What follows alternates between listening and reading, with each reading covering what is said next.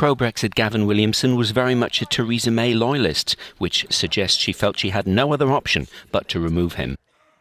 The sudden dismissal of her Defence Secretary, who denies involvement in the leak, is another blow for May, as her own premiership hangs by a thread after her failure so far to take Britain out of the European Union.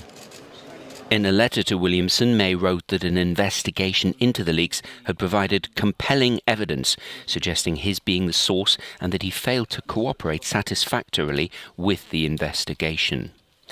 The inquiry followed reports appearing in a newspaper about a controversial plan to allow the Chinese firm Huawei limited access to help build the UK's new 5G network. Williamson pushed back against his sacking, saying he refused May's offer to resign as it would have amounted to an admission of guilt. It indicates he's not going to go quietly.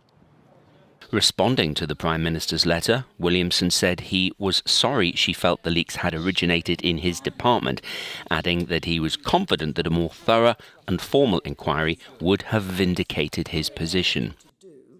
It's yet more pressure for May. It comes after she endured a day of intense scrutiny over her Brexit strategy in front of a parliamentary committee.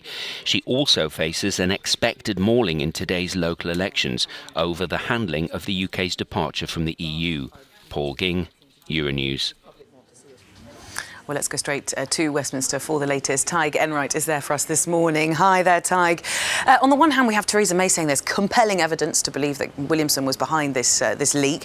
And of course, on the other hand, we have Gavin Williamson strenuously denying it. So what are we meant to think? Well, it is an unusual time in British politics, Belle, and it's also the speed of this inquiry which has really taken people by surprise. Remember, this offending leak happened just over a week ago. What are we meant to think? What is this compelling evidence? Well, it wasn't spelt out overtly in the letter from Theresa May to Gavin Williamson, although she said she presented it to him in the meeting they had yesterday. We know that also in this letter she accused him of failing to engage with the investigation, unlike other ministers in her cabinet. And Gavin Williamson himself has been reportedly in newspapers today admitting that he did have a conversation with a journalist on the day in question, and importantly a journalist from the newspaper, the Daily Telegraph, which did break the story, but he denies revealing sensitive information, continuing to maintain his innocence. He's called it a kangaroo court and warned Theresa May that she's made a serious mistake. Tig, how might this play out now for Theresa May, this decision that she's taken?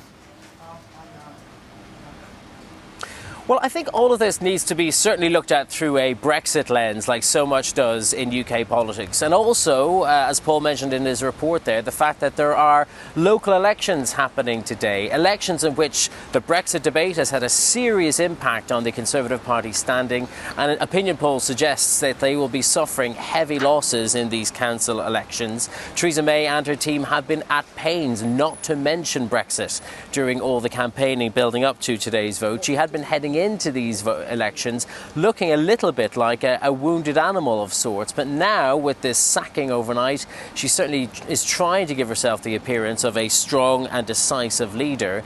But if that cynical view of things is correct, well then she's sacrificed a friend for it, because Gavin Williamson was certainly an ally. He at one point was her chief whip, but like so many in cabinet right now, he had been jockeying for position in the leadership race, which has been emerging ever since Theresa May signalled that she was on the way out.